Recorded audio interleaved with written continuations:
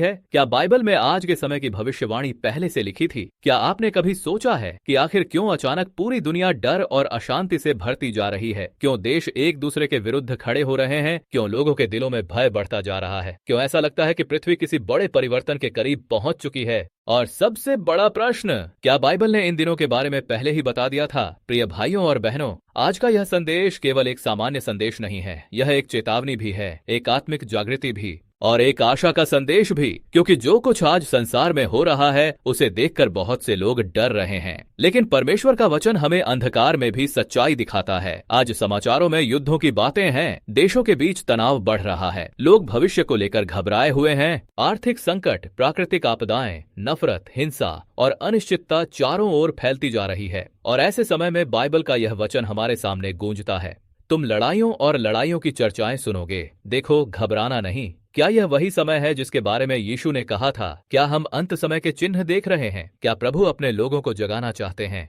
प्रिय मित्रों, आज बहुत लोग सोशल मीडिया पर उत्तर ढूंढ रहे हैं, लेकिन सच्चा उत्तर केवल परमेश्वर के वचन में है, क्योंकि संसार का भय केवल बाहरी संकट नहीं है, यह आत्मिक अंधकार का चिन्ह भी है। आज लोग शक्तिशाली हथियार बना रहे हैं, लेकिन उनके हृदय टूटे हुए हैं। आज विज्ञान बढ़ गया है, लेकिन शांति कम हो गई है। आज जानकारी बढ़ गई है, लेकिन सच्चाई खोती जा रही है। और ऐसे समय में परमेश्वर अपने बच्चों को पुकार रहे हैं, मेरे पास लौट आओ। प्रिय भाइयों और बहनों, यदि आज आपका मन भय से भरा है, यदि भविष्य को लेकर चिंता है, यदि आपको लगता है कि दुनिया नियंत्रण से बाहर जा रही है, तो इस संदेश को अंत तक अवश्य सुनिए, क्योंकि आज मैं आपको केवल समाचार नहीं बताने वाला, बल्कि परमेश्वर के वचन से वह सच्चाई बताने वाला हूँ जो आपके हृदय में नई आशा, नया विश्वास और नई शांति भर सकती है। क्योंकि संसार बदल सकता है, सरकारें बदल सकती हैं, सीमाएं बदल सकती हैं, लेकिन परमेश्वर का वचन कभी नहीं बदलता। और याद रखिए, जब पूरी दुनिया भय में डूब जाती है, तब भी परमेश्वर अपने बच्चों को कभी नहीं छोड़ते।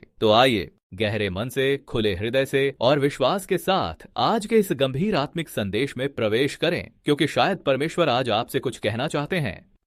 प्रिय भाइयों और बहनों, प्रभु यीशु मसीह के पवित्र और अनमोल नाम में आप सबको शांति मिले। आज जब हम संसार की स्थिति को देखते हैं तो हमारा मन गंभीर हो जाता है। हर ओर बेचैनी है, देश देश के विरुद्ध खड़े हो रहे हैं, युद्धों की चर्चाएं बढ़ रही हैं, लोग भय और चिंता में जी रहे हैं, भविष्य अनिश्चित दिखाई देता है। लेकिन ऐसे समय में परमेश्वर का वचन हमें अंधकार में भी प्रकाश देता है। बाइबल केवल एक पुस्तक नहीं है, यह जीवित परमेश्वर की आवाज है। और आज परमेश्वर अपने लोगों से बात करना चाहते हैं। प्रभु यीशु मसीह ने मत्ती 24 अध्याय में कहा, तुम लड़ाइयों और लड़ाइयों की चर्चाएं सुनोगे, देखो घबराना नहीं, क्योंकि इन बातों का होना अवश्य है। प्रिय मित्रों, ध्यान दीजिए, यीशु ने यह नहीं कहा कि संसार में सब कुछ हमेशा शांत रहेगा। उन्होंने पहले ही बता दिया कि कठिन समय आएंगे, लेकिन साथ ही उन्होंने कहा, घबराना नहीं। आज संसार डर से भरा हुआ है, लोग समाचार देखकर भयभीत हो जाते हैं, हर दिन नई चिंताएं सामने आती हैं। लेकिन परमेश्वर चाहते हैं कि उनके बच्चे भय में नहीं, विश्वास में चलें। भजन संहिता 28:1 में लिखा है,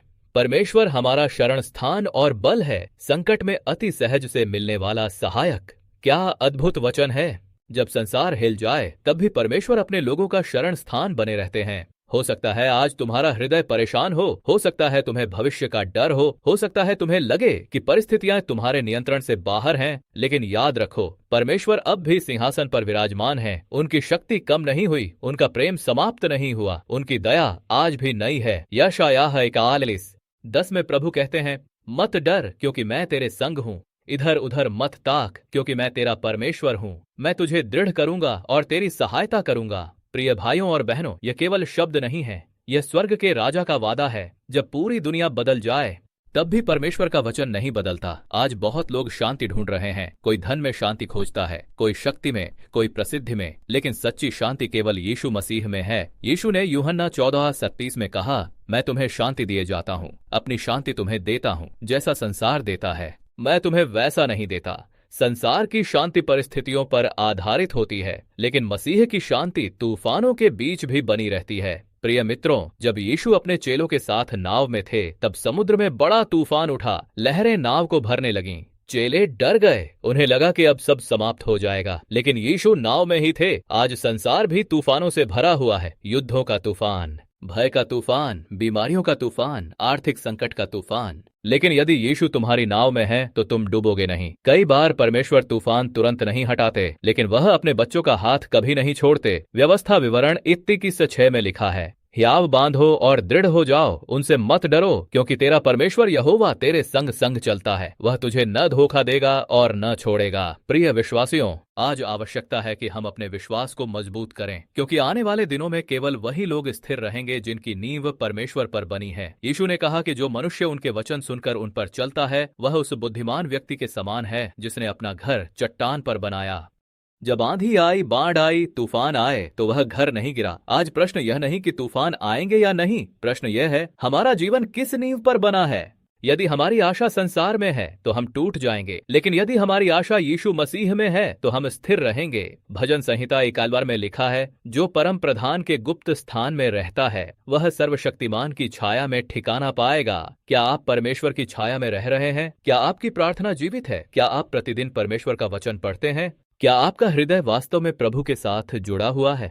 प्रिय भाइयों और बहनों, आज संसार केवल धार्मिक लोगों को नहीं बल्कि आत्मिक रूप से जागृत विश्वासियों को देखना चाहता है। ऐसे लोग जो अंधकार में भी प्रकाश बने, ऐसे लोग जो भय के बीच भी आशा रखें, ऐसे लोग जिनके जीवन में मसीह का प्रेम दिखाई दे। 2 तीमुथियुस 1:7 में लिखा है, क्योंकि परमेश्वर ने हमें भय की नहीं पर सामर्थ, प्रेम और संयम की आत्मा दी है। डर परमेश्वर की ओर से नहीं आता, विश्वास परमेश्वर की ओर से आता है। शैतान चाहता है कि लोग निराश हो जाएं, वह चाहता है कि लोग परमेश्वर पर संदेह करें, लेकिन परमेश्वर अपने बच्चों को याद दिलाते हैं, मैं तुम्हारे साथ हूँ। प्रिय मित्रों, आज बहुत लोग अंत समय की बात करते हैं। हाँ, हम गंभीर समय में जी रहे हैं, लेकिन विश्वासियों के लिए अंत समय केवल भय का संदेश नहीं है, यह आशा का संदेश भी है, क्योंकि यीशु मसीह फिर आने वाले हैं। प्रकाशित वाक्य में लिखा है कि एक दिन परमेश्वर हर आंसू पोंछ देंगे, न मृत्यु रहेगी, न रोना, न पीड़ा। क्या अद्भुत आशा है। आज संसार टूट रहा है, लेकिन परमेश्वर अपने राज्य की तैयारी कर रहे हैं। प्रिय भाइयों और बहनों, अपने जीवन को पवित्र बनाए रखो, प्रार्थना में बने रहो, परमेश्वर के वचन में गहरे जाओ, अपने परिवार के साथ प्रार्थना करो, अपने बच्चों को प्रभु का मार्ग सिखाओ, क्योंकि आने वाले समय में सबसे बड़ी सुरक्षा धन नहीं होगी बल्कि परमेश्वर में स्थिर विश्वास होगा। इब्रानियों 12:28 में लिखा है, हम एक अटल राज्य पाने वाले हैं। इस संसार की हर वस्तु बदल सकती है, सरकारें बदल सकती हैं, आर्थिक स्थिति बदल सकती है, लेकिन परमेश्वर का राज्य कभी नहीं बदलेगा। प्रिय मित्रों, यदि आज तुम्हारा हृदय टूटा हुआ है तो यीशु तुम्हें बुला रहे हैं। यदि तुम भय में हो तो यीशु तुम्हें अपनी शांति देना चाहते हैं। यदि तुम थके हुए हो तो यीशु तुम्हें विश्राम देना चाहते हैं। मत्ती 11:28 में यीशु कहते हैं, हे सब परिश्रम करने वालों और बोझ से दबे लोगों, मेरे पास आओ, मैं तुम्हें विश्राम दूंगा। क्या आप यीशु के पास आए हैं? क्योंकि संसार तुम्हें अस्थायी सहारा दे सकता है, लेकिन केवल यीशु अनंत जीवन देते हैं। प्रिय भाइयों और बहनों, आज आवश्यकता है कि हम केवल सुनने वाले नहीं बल्कि परमेश्वर के वचन पर चलने वाले बने। अपने जीवन से यीशु का प्रकाश दिखाओ, घृणा के बीच प्रेम दिखाओ, भय के बीच विश्वास दिखाओ, निराशा के बीच आशा दिखाओ। और जब संसार पूछे तुम इतने कठिन समय में भी शांत कैसे हो, तब उन्हें बताओ, क्योंकि हमारा भरोसा जीवित परमेश्वर पर है। आइए अंत में प्रार्थना करें। हे स्वर्गीय पिता, इन कठिन और भय से भरे दिनों में हमारे विश्वास को दृढ़ कर। जब संसार कांप रहा है तब हमें अपनी शांति से भर दे, हमारे हृदय को तेरे वचन में स्थिर कर, हमें प्रार्थना करने वाला और पवित्र जीवन जीने वाला बना। हमारे परिवारों की रक्षा कर, जो लोग युद्ध, पीड़ा और निराशा में हैं, उन पर दया कर, हमें अंत तक विश्वास योग्य बनाए रख और हमारे हृदय को तेरे आने की आशा से भर दे। यीशु मसीह के नाम में आमीन। आकाश और पृथ्वी टल जाएंगे पर मेरे वचन कभी न टलेंगे।